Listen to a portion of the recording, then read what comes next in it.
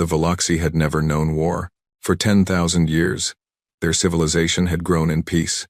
Their cities rose like crystals from the ground, tall and beautiful, catching the light of their twin suns. Their forests glowed with soft blue and green lights at night.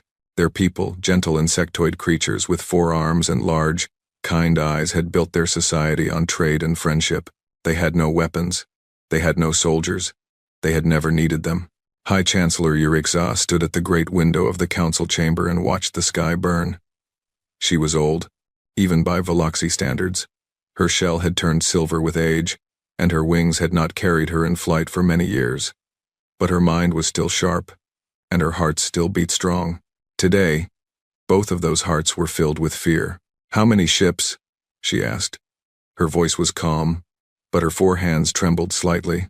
Elder Crix moved to stand beside her. He was younger than Urixa, but not by much. His compound eyes reflected the orange glow of the fires falling from the sky. "Our observers count 600 vessels, High Chancellor. Perhaps more. They are still arriving. 600 ships. The Veloxi Confederacy owned perhaps 50 vessels in total, and none of them were built for fighting. They were cargo ships, transport vessels, science stations, nothing that could stand against what was coming. The Kethari had arrived. Urixa had heard stories of the Kethari all her life. Every species in the galaxy had heard the stories. They were reptilian creatures, tall and powerful, with scales like armor and claws like knives. They had no interest in trade or friendship. They wanted only one thing: conquest. 17 civilizations had fallen to the Kethari in the last 1,000 years. 17 species had been conquered, enslaved, or destroyed. The Kethari moved through the galaxy like a plague, taking everything they wanted and burning what they did not need. Now they had come for the Veloxi. "Have they made contact?" Urixa asked. "Yes, High Chancellor." Crix's voice was heavy with grief. "Their commander sent a message 1 hour ago. He said we have 2 choices. We can surrender and serve them as slaves, or we can resist and die." Urixa closed her eyes. Around her, the other elders sat in silence. Some of them wept. Some of them prayed to old gods that the Veloxi had not worshipped in centuries. None of them spoke, because none of them knew what to say. What could they say? The Veloxi had no army. They had no weapons. They had spent 10,000 years believing that peace was possible, that friendship was stronger than violence, that the galaxy was a place of wonder and cooperation. They had been wrong. A massive explosion shook the council chamber. Through the window, Urixa saw one of their orbital stations fall from the sky, trailing fire and smoke. Thousands of Veloxi had lived on that station. Scientists, teachers, families, children, all gone in an instant. "High Chancellor," another elder spoke up. Her name was Vreen, and she was the youngest member of the council. "There may be one option we have not considered." Urixa turned to look at her. "Speak." Vreen reached into her robe and pulled out a small device. It was old, very old.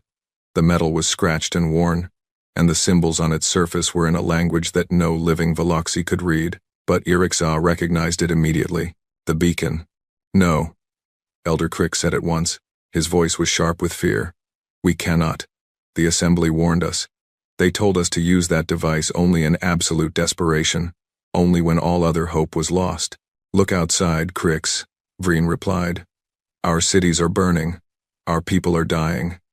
If this is not absolute desperation, then what is?" "You do not understand what you are asking," Crix insisted. "Do you know who will answer that beacon? Do you know what manner of creatures will come?" "I know the stories," Vreen said quietly. "Everyone knows the stories."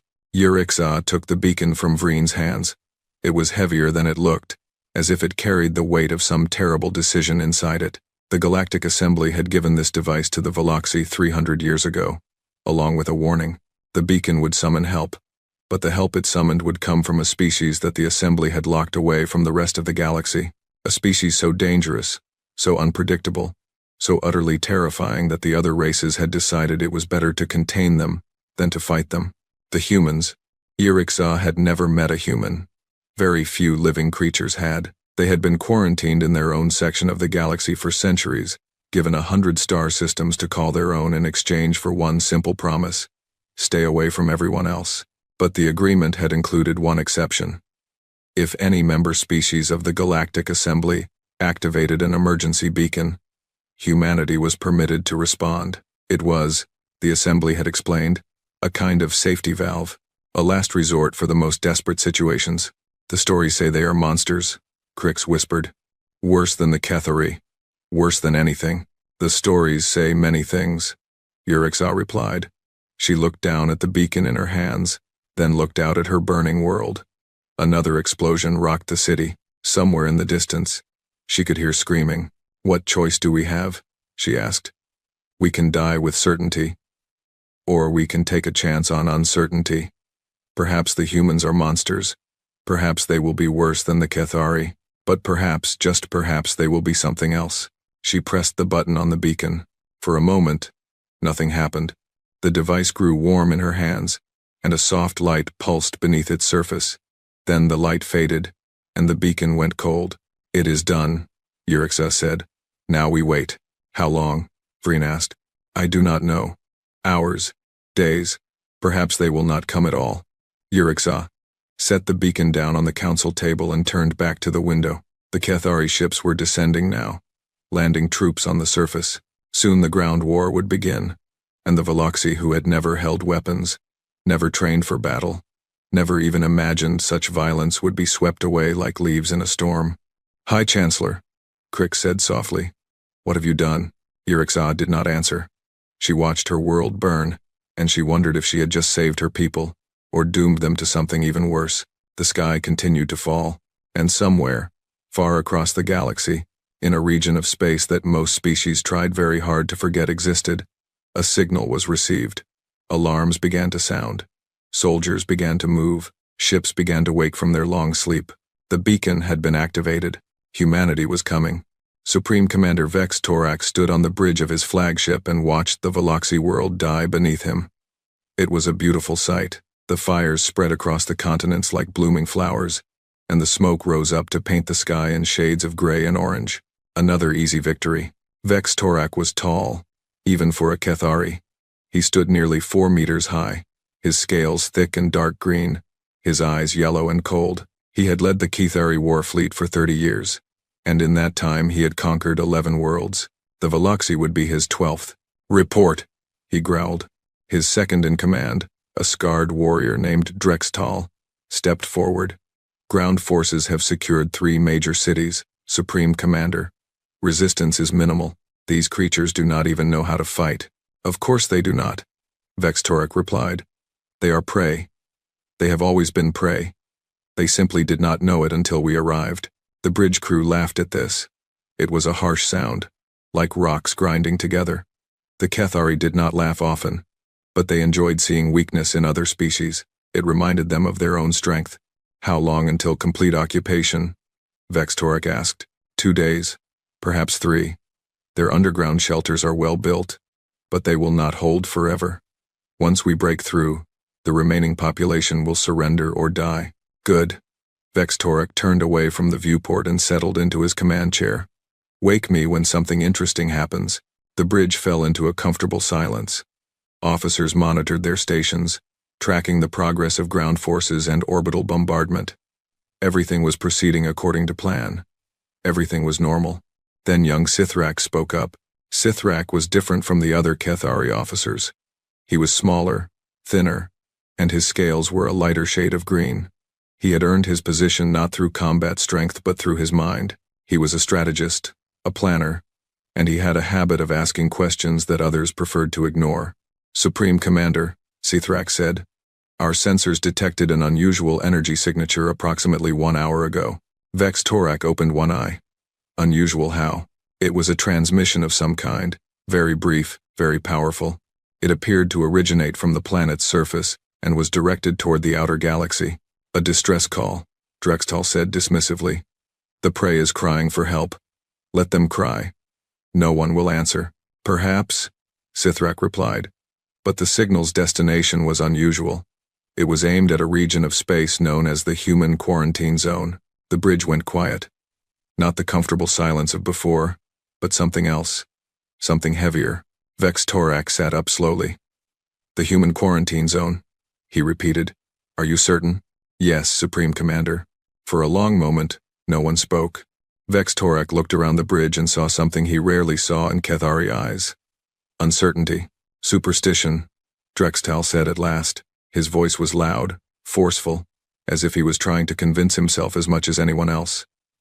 The humans are a myth, a story that the elder races tell to frighten children. The humans are not a myth, Sithrak said quietly. They are real. The Galactic Assembly has maintained their quarantine for over 300 years. Then they are prisoners, Drextal replied. Weak creatures locked away for the safety of the galaxy.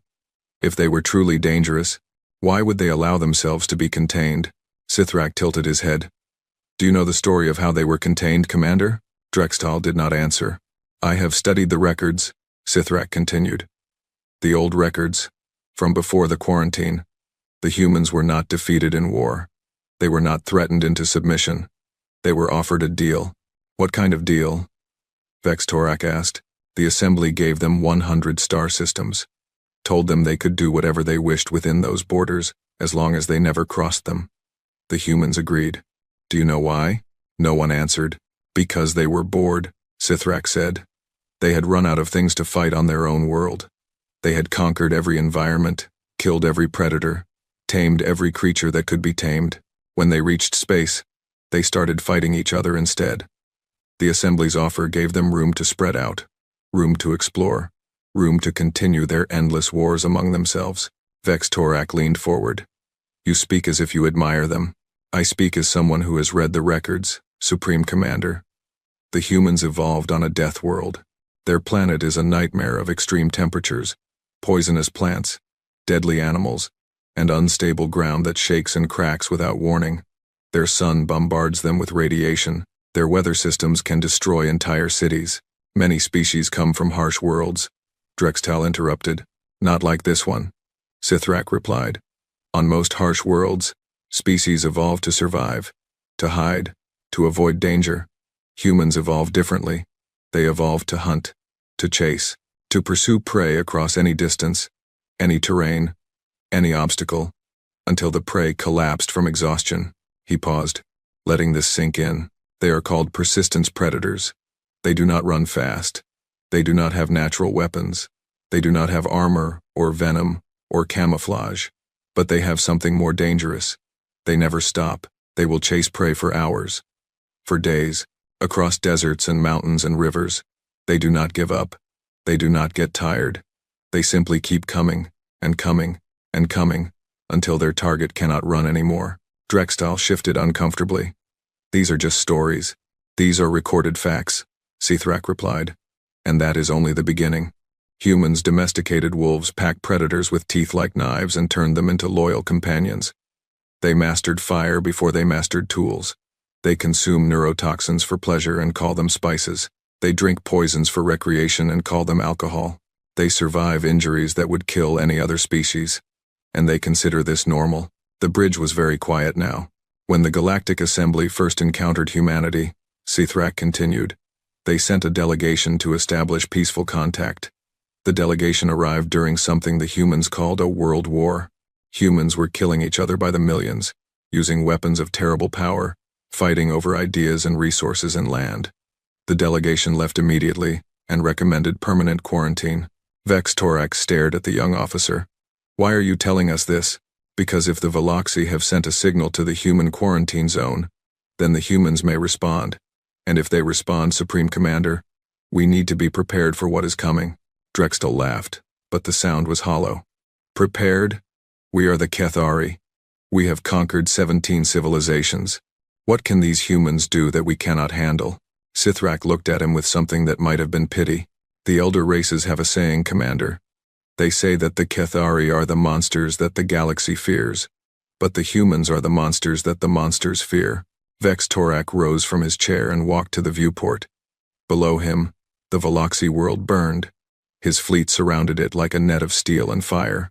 600 ships, crewed by warriors who had never known defeat. I do not believe in stories, he said.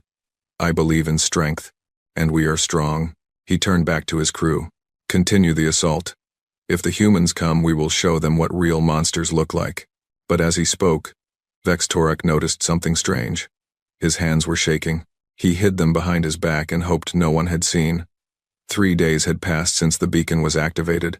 High Chancellor Yurikza had stopped counting the dead. The numbers were too large, too terrible, too impossible to hold in her mind. She sat in an underground bunker beneath what had once been the capital city, surrounded by the survivors of her council and the few civilians they had managed to save. The bunker was cold and dark. The power systems had failed yesterday, and now they relied on emergency lights that flickered and buzzed. Water was running low. Food was nearly gone. Above them, the Kethari ground forces were searching for survivors, and their heavy footsteps could be heard through the ceiling like thunder. The beacon failed, Elder Crick said. He sat in the corner, his wings folded tightly against his body. He had not moved in hours. No one is coming. We are going to die here. Yurikza did not respond. She had no words left. She had spent 3 days hoping, praying, watching her world burn, and now she felt empty. Perhaps Crix was right. Perhaps no one was coming. Perhaps the humans had received the signal and simply decided not to respond. Or perhaps the humans were not real at all. Perhaps they were just a story, a myth, a false hope that the galaxy told itself to feel safer in the dark. A young Veloxy communications officer burst into the room. Her name was Tillix, and she was barely more than a child. She had been crying earlier, but now her eyes were wide with something else. High Chancellor, she gasped. Our deep sensors, the backup ones, they are detecting something. Yurikza looked up slowly. Detecting what? Ships, High Chancellor. Many ships. They are entering the system from fold space. More Kethari? Crix asked bitterly. No. Tillix's voice trembled. The energy signatures are different.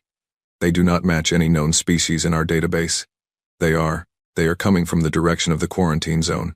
Yurikza stood up so fast that she nearly fell. Her old legs ached, but she did not care. She pushed past the others and followed Tillix to the communications room, where a single working sensor screen showed what was happening in orbit. She stopped. She stared. She forgot to breathe. Ships were appearing in space above Varath Prime. Not one ship. Not 10 ships. Hundreds of ships, pouring out of fold space in perfect formation. Their hulls dark and angular. Their weapons already glowing with power. They were ugly ships. There was no grace to them, no elegance, no beauty. They looked like they had been built for one purpose and one purpose only: violence. They were covered with guns and armor and engines, and they moved through space like predators closing in on prey. How many? Yurikza whispered. 200 confirmed, High Chancellor. Possibly more. They are still arriving. 200 ships, against 600 Kethari vessels. Those were terrible odds, but the Veloxy had nothing. Any ally was better than none. Are they receiving communications? Yurikza asked. They are broadcasting on all frequencies, High Chancellor. Open channel. They want everyone to hear. A voice filled the room. It was a female voice, calm and steady, speaking in a language that the translation systems had to work hard to process. The words came through clearly enough, but there was something underneath them, something hard and sharp, like a blade wrapped in silk. This is Admiral Helena Zhang of the Terran Response Fleet. We received your emergency beacon 3 days ago. Sorry for the delay, we had to wake up some ships that haven't flown in a while. We are here to assist. Please remain in shelter and keep your heads down. Things are about to get loud. Yurikza felt tears forming in her eyes. She did not know if they were tears of relief, or fear, or something else entirely. The humans were real. The humans had come. But what exactly had she invited to her world? On the Kethari flagship, Supreme Commander Vex Torak stood before the main viewport and watched the human fleet arrive. His scales had gone pale, a sign of extreme stress that he could not control. Impossible, he breathed. How did they get here so fast? Fold space technology, Sithrak replied. His voice was quiet, but there was something in it that sounded almost like satisfaction. The humans have been improving their engines for 300 years. They had nothing else to do. Sir, the communications officer spoke up. The human flagship is hailing us. Put them through. The view screen flickered, and then Vex Torak saw a human for the first time in his life. Admiral Helena Zhang was small. Impossibly small. She could not have been more than 2 meters tall, with soft skin the color of light brown wood and black hair cut short. Her eyes were dark and calm, and she sat in her command chair as if this were a routine patrol rather than a confrontation with 600 enemy warships. Commander, she said. Her voice was polite, almost friendly. I am Admiral Zong. You seem to be attacking a species that has asked for our help. I am going to need you to stop. Vex Torak bared his teeth. It was a threat display, a show of dominance that had made countless enemies tremble. You are outnumbered 3-1, human. Your threats are meaningless. Zong smiled. It was a small smile, barely a curve of her lips, but something about it made Vex Torak's blood run cold. Commander, she said, I need you to understand something. We did not bring 200 ships because we needed them. We brought 200 ships because that is how many crews volunteered to miss dinner. She leaned forward slightly. Now, I am going to give you one chance to withdraw. Take your fleet and leave this system. Never return. If you do this, everyone gets to go home alive. If you do not, she paused. Well, let us just say that my people have been waiting for an excuse to stretch their legs.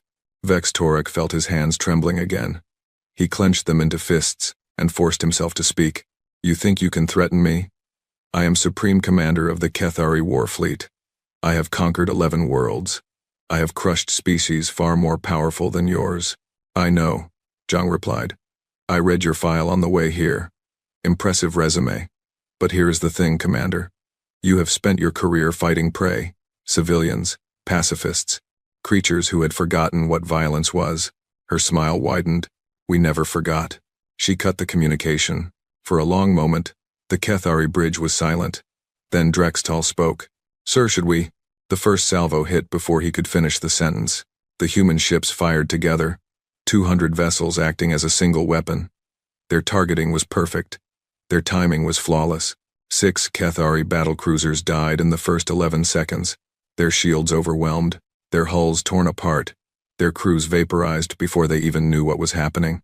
Vex Torak stumbled backward. Alarms screamed. The lights flickered. Through the viewport, he could see his fleet, his beautiful, invincible fleet beginning to burn. Return fire, he roared. All ships, return fire. The Kethari weapons blazed.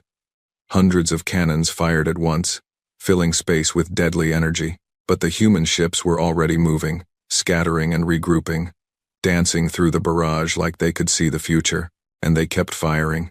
How are they so fast? Drextal shouted. How are they targeting us so accurately? Sithrak stood at his station, his eyes fixed on his instruments.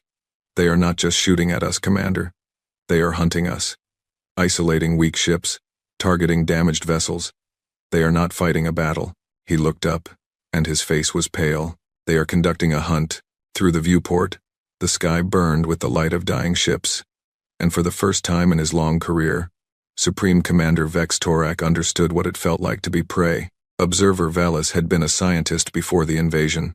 She had studied plants and insects, spending her days in the quiet forests of Vareth Prime, cataloging species that glowed in the dark and flowers that sang when the wind touched them. She had never seen violence. She had never imagined it.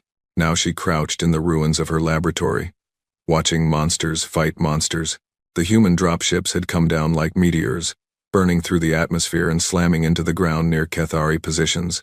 Velis had expected the humans to set up defensive lines, to build walls and wait for the enemy to come to them. That was what made sense. That was what any reasonable species would do. But the humans did not do that. They came out of their ships running, not away from the Kethari, toward them. Velis had attached herself to a squad of human soldiers, marines. They called themselves, who had allowed her to follow at a safe distance. They said they wanted someone to document what happened. They said the galaxy should know. Now she understood why. The squad leader was a woman named Sergeant Chen. She was small, like all humans, barely reaching Velis's shoulder.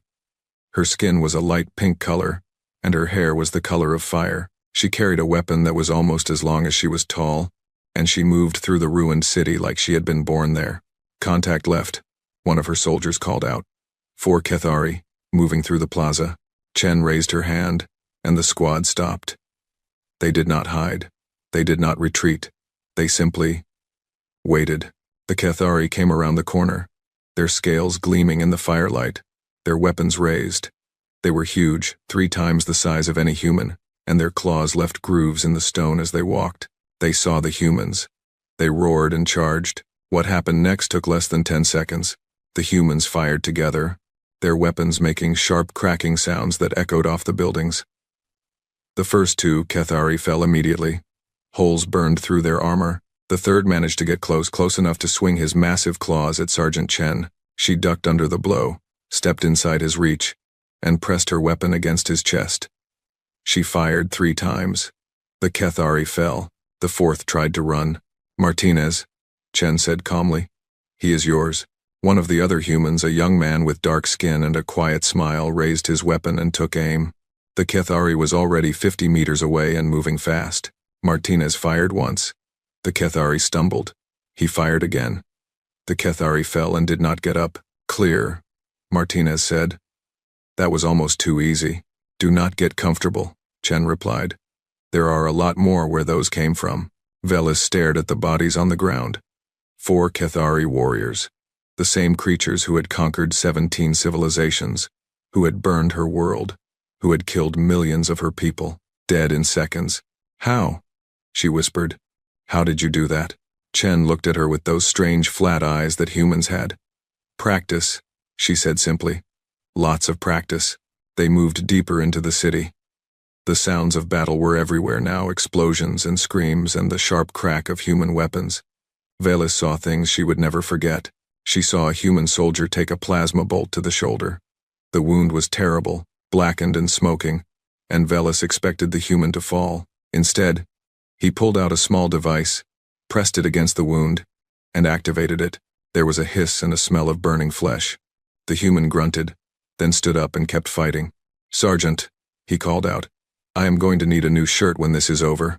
The other humans laughed, as if getting shot was a joke.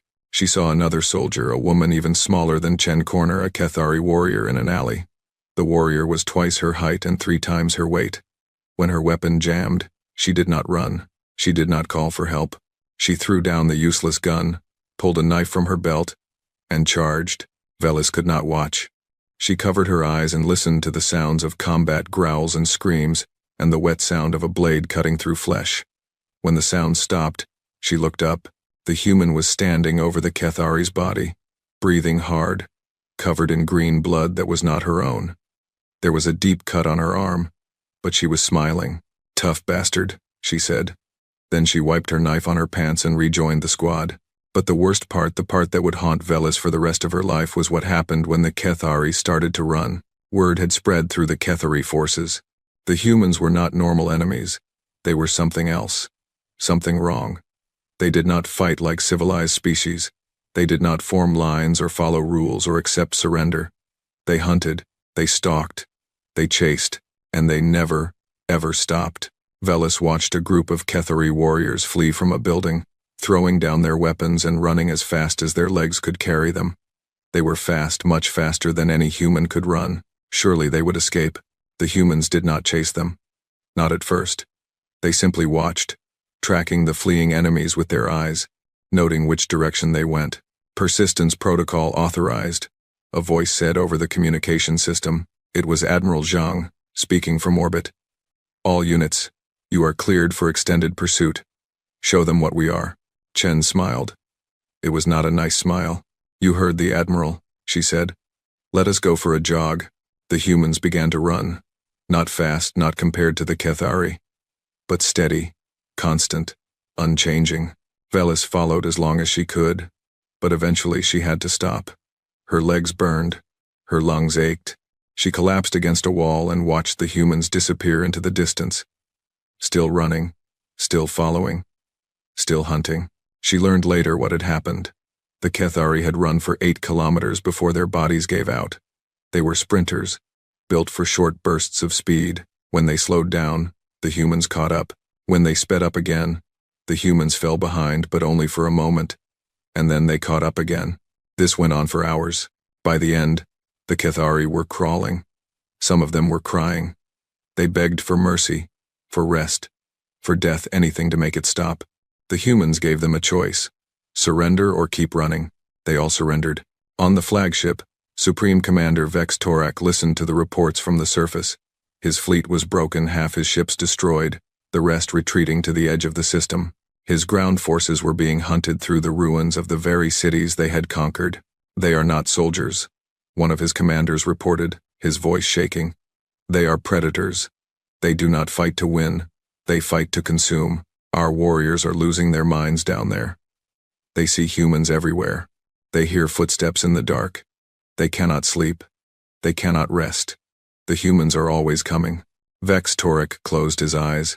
Sithrak had been right. The stories had been true. The humans were not the greatest warriors in the galaxy. They were not the strongest or the fastest or the most advanced. They were something worse. They were patient, and somewhere in the distance, getting closer with every passing hour, Admiral Zhang gave an order that would echo through Kethari nightmares for 1,000 years. Persistence hunting authorized. Run them down. 3 days after the human fleet arrived, it was over. The Kethari war fleet, once 600 strong, had been reduced to less than 100 ships. Most of those had surrendered. The rest had fled to the edges of the system. Too damaged to fight. Too afraid to leave. Waiting to see what the humans would do next. On the surface, the last Kethari ground forces had been captured or killed. The survivors sat in makeshift prison camps, guarded by human soldiers who watched them with calm, patient eyes. They did not abuse their prisoners. They did not torture them. They simply watched and waited. And that was somehow worse. Supreme Commander Vex Torak had been captured on the second day. His flagship had been disabled by a precision strike that took out the engines without destroying the ship. Human boarding parties had cut through the hull and fought their way to the bridge, killing everyone who resisted and stunning everyone who did not. When they reached Vex Torak, he had drawn his blade and prepared for a final stand.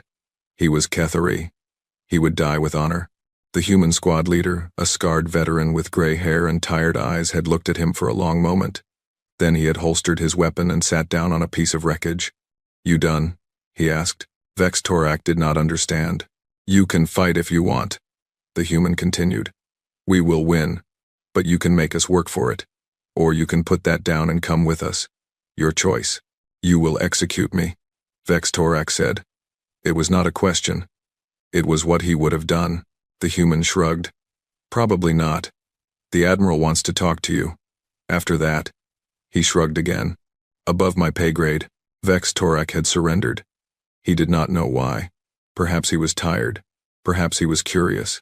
Perhaps some small part of him wanted to understand how everything had gone so wrong.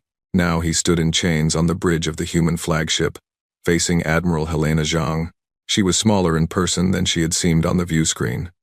Her hair was streaked with gray, and there were lines around her eyes that spoke of long years and difficult decisions. She sat in her command chair, a cup of something hot in her hands, and studied him with an expression he could not read.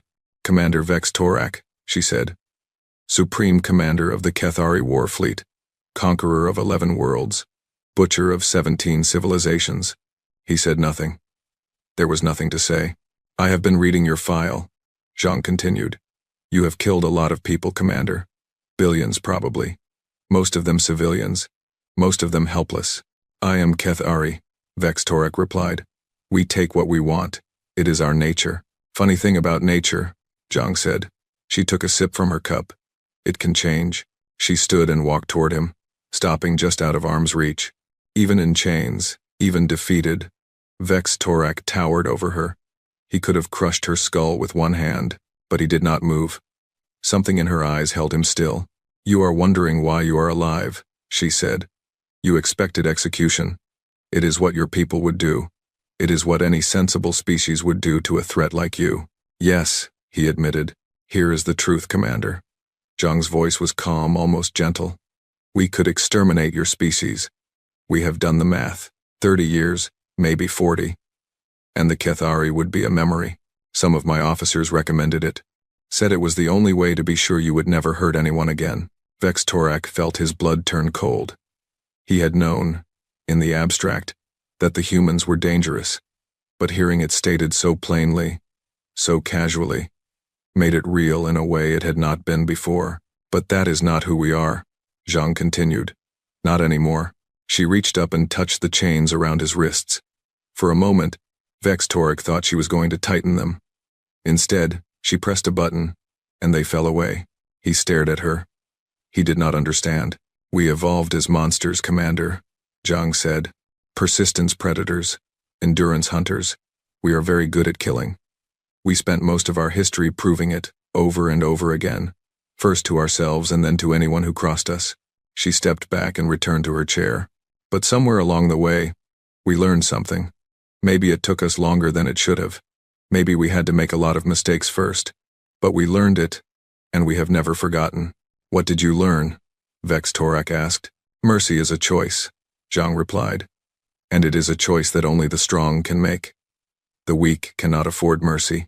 They are too busy surviving. But the strong, the truly strong, can choose to spare their enemies, can choose to show kindness instead of cruelty, can choose to build instead of destroy. She met his eyes. We are strong enough to destroy you, Commander. And we choose not to. Vex Torak stood very still. In all his years of conquest, no one had ever spoken to him like this. No one had ever shown him mercy and called it strength. Go home, Zhang said. Take what remains of your fleet and return to your empire. Tell them what happened here. Tell them the humans could have ended you and did not.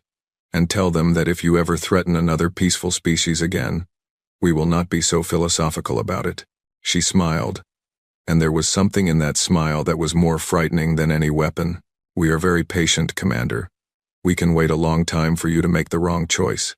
Vex Torak left the human flagship 3 hours later. His remaining ships limped out of the system, battered and broken, carrying survivors who would never forget what they had seen. Behind them, the human fleet remained in orbit around Verath Prime. They would stay for weeks, helping to rebuild, providing supplies, treating the wounded. They asked for nothing in return. High Chancellor Yurikza hosted a ceremony to thank the human forces before they departed. She stood before Admiral Zhang in the ruins of her capital city, surrounded by her surviving people and the human soldiers who had saved them. Admiral, she said, I must ask you something. Why did you come? We are strangers to you. You had never met us. You owed us nothing. Why did you answer our beacon? Zhang was quiet for a moment. She looked out at the recovering city, at the Veloxi children who were watching human soldiers hand out food and medicine. She looked at the sky, where the smoke was finally beginning to clear. Chancellor, she said at last, we spent a long time as the scariest thing on our planet. And then, we spent a long time as the scariest thing in our corner of space. Do you know how lonely that is? Every species we met either ran from us or tried to contain us. They saw what we could do, and they decided we were too dangerous to be free. She turned back to Yurikza. When your beacon activated, it was not just a distress call. It was the first time anyone in this galaxy asked us for help. Not feared us, not tried to lock us away, asked us for help. Do you have any idea what that meant to us? To finally be needed instead of feared? Yurikza looked at the Admiral. This small, soft-skinned creature who commanded death fleets and hunted monsters through the stars. She had expected to see a predator. Instead, she saw something else. She saw hope, and she saw loneliness, and she saw a desperate, ancient need to be seen as something more than a weapon. Perhaps, Yurikza said slowly, it is time the galaxy stopped telling stories about humanity. Perhaps it is time we started listening to them instead. Zhang smiled. It was a real smile this time, warm and genuine and touched with something that might have been gratitude. I would like that, Chancellor, she said. I think we all would. She extended her hand. It was a human gesture of friendship, Yurikza had learned. A way of showing trust by offering an empty hand that held no weapon. Yurikza reached out with one of her 4 hands and took it. Above them, the sky was clearing. The fires were going out, and somewhere in the distance,